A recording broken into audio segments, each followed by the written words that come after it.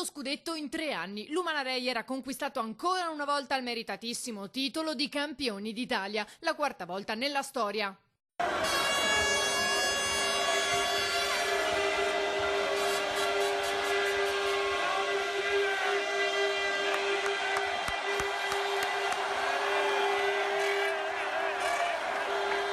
Al termine di gara 7 in un tagliercio caldissimo, come direbbe coach di Sassari Pozzecco, ma soprattutto carico di tifosi, i ragazzi di De Raffaele hanno sconfitto l'avversario 86-61.